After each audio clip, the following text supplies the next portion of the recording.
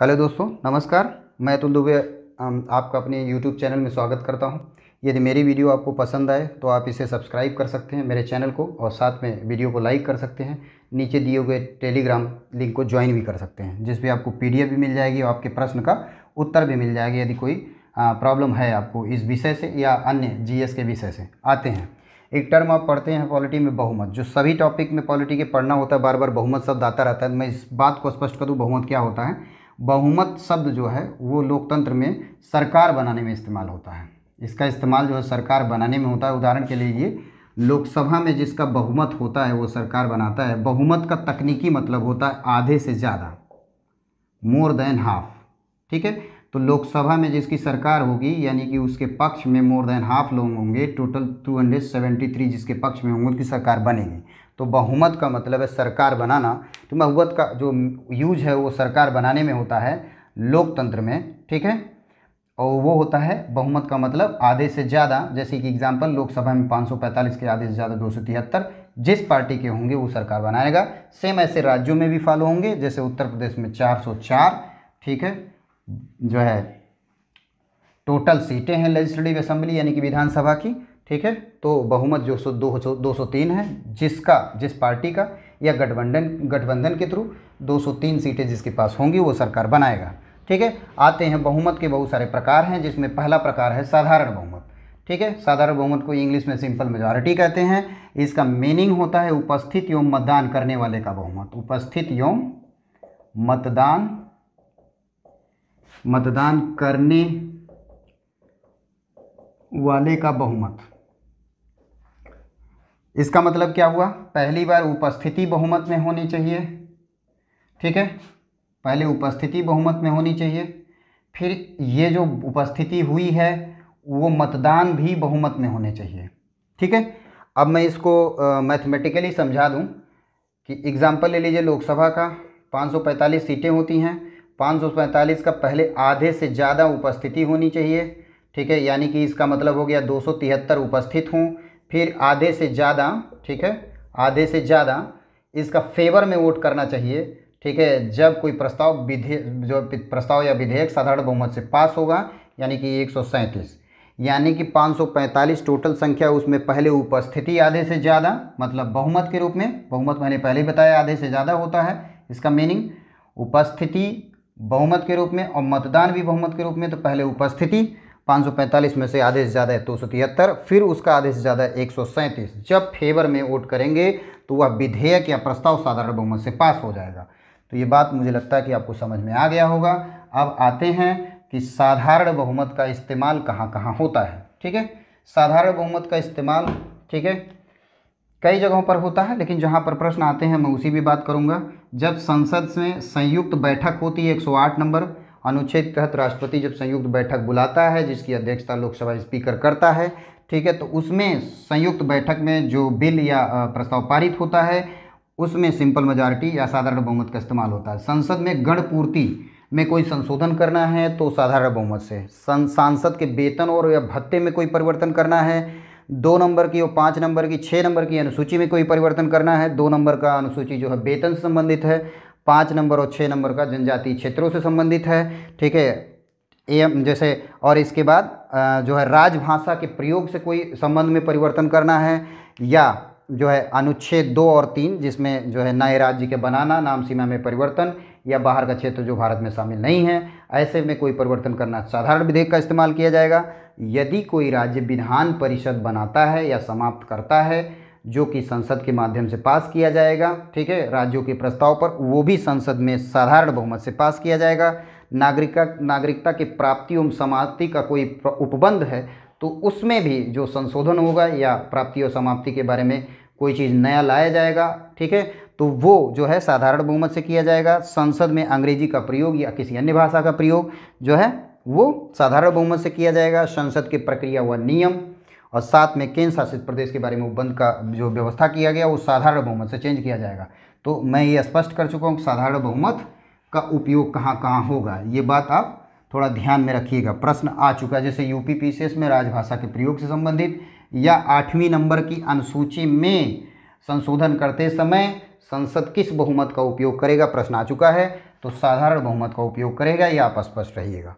अगले वाले बहुमत पे आते हैं, विशेष बहुमत, जिसे दोहरा बहुमत भी कहते हैं। दोहरा बहुमत, दोहरा बहुमत, इसमें दोहरे बहुमत में दो एंगल इस्तेमाल होते हैं, इसलिए दोहरा बहुमत कहते हैं। ए एंड बी, जैसे दो एंगल। ए में लिखा गया है कि यह चीज सदन के सदस्यों के बहुमत से पारित होगा तथा यह सदन के सदस्यों के उपस्थित एवं मतदान करने वाले के 2/3 से पारित होगा। और इसके बाद यहाँ पर है B must be greater than. ये मैं ये समझा देता हूँ, आपको समझ में आ जाएगा। विशेष बहुमत जो होता है वो दोहरा बहुमत कहलाता है। दोहरा बहुमत इसलिए कहलाता है कि इसमें डबल एंगल इस्तेमाल होता है। डबल एंगल का मतलब ये सदन के बहुमत से पारित होना चाहिए। यदि लोकसभा का एग्जाम्पल ले तो 545 का आधे से ज़्यादा से पारित होना चाहिए, यानी 273 से बहुमत के रूप में ये पारित होना चाहिए कोई भी विधेयक या प्रस्ताव हो। साथ में दूसरा एंगल है, यह सदन के उपस्थित एवं मतदान करने वाले के 2/3 से पारित होना चाहिए। 2/3 का मतलब है, अगर लोकसभा का एग्जाम्पल लें तो पहले ये 2/3 उपस्थित होना चाहिए और इसके बाद इसका 2/3, ठीक है, पारित करते समय होना चाहिए। लेकिन ये ध्यान रखना है कि ये जो बी का डेटा आना चाहिए वो ए से ज़्यादा होना चाहिए, यानी बी हर हाल में 273 से ज़्यादा होना चाहिए। ध्यान रखना, क्योंकि इसका मीनिंग ये 273 निकलेगा अगर लोकसभा का एग्जाम्पल हम लेते हैं। ठीक है, तो ये बात आपको समझ में आ रहा होगा। दोहरा बहुमत इसीलिए इसको कहते हैं। महिला आरक्षण विधेयक ये जो है दोनों एंगल को पास किया गया था, लेकिन ये जो B should be greater than ये कंडीशन फॉलो नहीं हो पाया था, इसलिए महिला आरक्षण विधेयक संसद से पास नहीं हो पाया था। ठीक है, और ये विधेयक के बारे में ये चर्चा भी था कि राहुल गांधी, ठीक है, विशेष बहुमत को नहीं समझ पाए, क्योंकि ये थोड़ा सा टिपिकल है भी, उसमें राहुल गांधी की बात नहीं है। राहुल गांधी बड़े सिंपल भी हैं। ठीक है, तो विशेष बहुमत जो है ये आपको मैंने समझा दिया दोहरा बहुमत क्यों कहलाता है। सबसे ज़्यादा जो है संशोधन, यानी कि संविधान में संशोधन जो किया जाता है वो विशेष बहुमत से ही किया जाता है। जैसे फंडामेंटल राइट में संशोधन यानी मूल अधिकार, डायरेक्टिव प्रिंसिपल यानी कि नीति निर्देशक तत्व में संशोधन, इन सारे संविधान के मेन उपबंधों का संशोधन जो है विशेष बहुमत से किया जाता है। वास्तव में 368 नंबर में जो अनुच्छेद में जो संविधान संशोधन की प्रक्रिया या उपबंध किया गया है वो विशेष बहुमत से ही पारित होता है, साधारण बहुमत से, क्योंकि उसको नंबर नहीं दिया जाता साधारण बहुमत से संशोधन वाले मामले को, इसलिए विशेष बहुमत का योगदान संविधान संशोधन में ज़्यादा है। और कुछ ऐसे विषय भी हैं जो विशेष बहुमत से और साथ में आधे से ज़्यादा राज्यों की विधानसभाओं या विधानमंडल के परमिशन के आधार पर जो है कुछ विषय पास होते हैं, उनको मैंने लिस्टिंग कर दिया है। जैसे राष्ट्रपति का निर्वाचन एवं प्रक्रिया, केंद्र एवं राज्य कार्यकारिणी एवं विधायी शक्तियों के विभाजन, हाई कोर्ट सुप्रीम कोर्ट से संबंधित उपबंध, 7वीं अनुसूची से संबंधित उपबंध और संसद में राज्यों का प्रतिनिधित्व तथा संविधान संशोधन की संसद की शक्ति व प्रक्रिया जो कि 368 में लिखा गया है। इन सब में अगर कोई बात संशोधन करना है तो विशेष बहुमत प्लस आधे से ज़्यादा राज्यों के विधानमंडल या विधानसभा, जहाँ विधानमंडल होगा, मेरे कहने का मतलब विधानमंडल तो होगा ही, कहीं पर विधानसभा मतलब विधानसभा और राज्यपाल ही विधानमंडल का निर्माण करते हैं। और 6 ऐसे जो है राज्य हैं जहाँ पर विधानमंडल, विधान परिषद और राज्यपाल भी निर्माण करते हैं। तो मेरे कहने का मतलब वहाँ से परमिशन होने के बाद, ठीक है, आधे से ज़्यादा राज्यों के विधानमंडल की परमिशन होने के बाद संसद में पास किया जाता है, तो वो जो है विशेष बहुमत प्लस ये जो है आधे से ज़्यादा राज्यों के समर्थन से जो पास होता है वो ऐसे विषय इतने हैं, मेरे कहने का मतलब जो ये लिस्टिंग लिखा है मैंने। ठीक है, तो संशोधन की प्रक्रिया के बारे में भी मैं यहाँ स्पष्ट कर दे रहा हूँ आपको। साथ में मैं बता दूँ विशेष बहुमत से ही, ठीक है, हाई कोर्ट सुप्रीम कोर्ट के जजों को हटाया जाता है और चीफ इलेक्शन कह रहे हैं, CAG controller and auditor general of India यानी नियंत्रक एवं महालेखा परीक्षक और सुप्रीम कोर्ट और हाई कोर्ट के जजों को हटाने की जो प्रक्रिया है। ठीक है, साथ में मैंने बताया कि विशेष बहुमत से हाई कोर्ट और सुप्रीम कोर्ट को जजों को हटाने का प्रक्रिया भी इसी से पूरा किया जाता है और भारत के महालेखा परीक्षक नियंत्रक और महालेखा परीक्षक को भी विशेष बहुमत से हटाया जाता है। ध्यान रखने की बात है, विशेष बहुमत से कुल मिला जुलाकर ये काम किए जाते हैं। एक बात मैं और भी बता दूं, विशेष बहुमत का इस्तेमाल जब राज्य में विधान परिषद बनाना या समाप्त किया जाता है, तो राज्य जब प्रस्ताव बनाकर भेजता है तो ऐसी स्थिति में विशेष बहुमत का वो इस्तेमाल करता है। कुल मिला जुलाकर विशेष बहुमत के इतने ही उपयोग हैं और विशेष बहुमत इस तरह से समाप्त होता है। ठीक है, विशेष बहुमत समाप्त हो गया, ये उसके उपयोग थे। साथ में मैंने संशोधन की बात भी आपको स्पष्ट कर दी। अब आता है पूर्ण बहुमत। पूर्ण बहुमत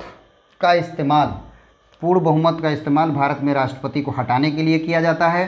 ठीक है, आर्टिकल 61 यानी अनुच्छेद जो है 61 में राष्ट्रपति के महाभियोग की प्रक्रिया की बात की गई है, जिसमें पूर्ण बहुमत के द्वारा राष्ट्रपति को हटाया जाता है। संसद के किसी सदन में राष्ट्रपति को हटाने की प्रक्रिया शुरू की जा सकती है। जहां जिस सदन से शुरू किया जाएगा 1/4 सदस्य प्रस्ताव रखेंगे, सदन का जो चेयरमैन होगा एक्सेप्ट करेगा और एक्सेप्ट करने के बाद पूर्ण बहुमत से वो पारित होगा। दूसरे सदन में जाएगा, दूसरा सदन जांच करेगा और वहां भी पूर्ण बहुमत से पारित होगा और वह व्यक्ति राष्ट्रपति के पद से हट जाता है। यह संपूर्ण प्रक्रिया है। तो पूर्ण बहुमत का इस्तेमाल राष्ट्रपति को हटाने के लिए या महाभियोग के लिए किया जाता है। महाभियोग केवल राष्ट्रपति के इस्तेमाल होता है, ये ध्यान रखिएगा। तो पूर्ण बहुमत वाला जो बात है मैं थोड़ा सा स्पष्ट कर दूं कि इसमें क्या होता है। 2/3 सदन के 2/3 सदस्यों से पारित होना चाहिए। ठीक है, मतलब जो प्रस्ताव है वो सदन के 2/3 सदस्यों से पारित होना चाहिए। ठीक है, यानी कि जैसे एग्जाम्पल ले लीजिए 545 लोकसभा में, तो इसका 2/3 जब समर्थन में वोट करेगा तो राष्ट्रपति के हटाने की प्रक्रिया लोकसभा में कंप्लीट हो जाएगी। अगला है तात्कालिक बहुमत। ठीक है, तात्कालिक बहुमत जिसको इंग्लिश में इमीडिएट मेजॉरिटी कहते हैं। ठीक है, तात्कालिक बहुमत या जो है इमीडिएट मेजॉरिटी। तात्कालिक बहुमत जो होता है उसमें होता है कि पहले कोरम पूरा हो। कोरम मतलब होता है गणपूर्ति पूरा हो। इसके बाद बहुमत से मतदान हो। ठीक है, ध्यान रखना है पहले कोरम पूरा हो। ठीक है, कोरम, यहाँ कोरम लिख दिया है, पहले कोरम पूरा हो और साथ में इसके बाद बहुमत से मतदान हो। ठीक है, ये ध्यान रखना है। ठीक है, यहाँ जो बहुमत से मतदान हो तो ये उपस्थिति का बहुमत है। मैं इस बात को जैसे स्पष्ट कर देता हूँ। अच्छा, ये जो कोरम टर्म है, ठीक है, वो कोरम मतलब होता है वह न्यूनतम संख्या जिसके आने पर सदन चले। कोरम जो है लोकसभा और राज्यसभा में 1/10 है, यानी कि 1/10 संख्या आने पर ही लोकसभा चलेगी और राज्यसभा भी 1/10। जैसे कि लोकसभा में कोरम की संख्या 55 है। ठीक है, क्योंकि 545 जो है टोटल संख्या है। राज्यसभा में कोरम की संख्या जो है वो 25 है, क्योंकि राज्यसभा में टोटल संख्या जो है 245 है।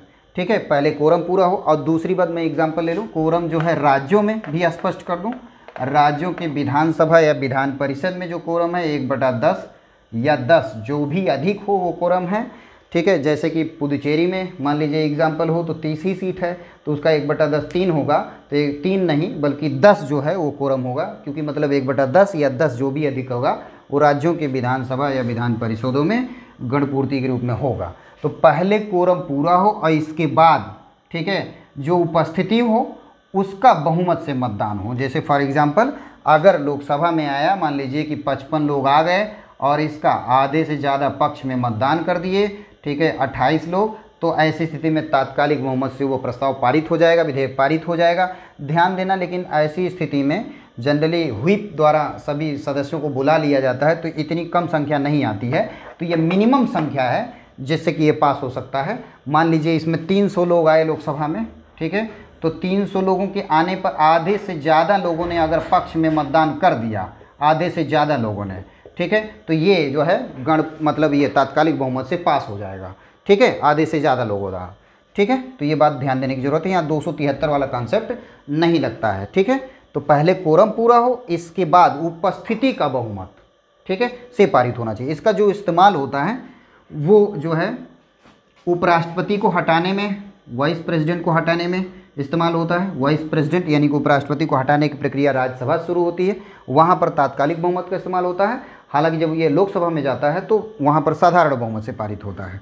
और साथ में लोकसभा के स्पीकर को हटाने के लिए, लोकसभा के जो है अध्यक्ष को हटाने के लिए, ठीक है, ये तात्कालिक बहुमत का इस्तेमाल होता है।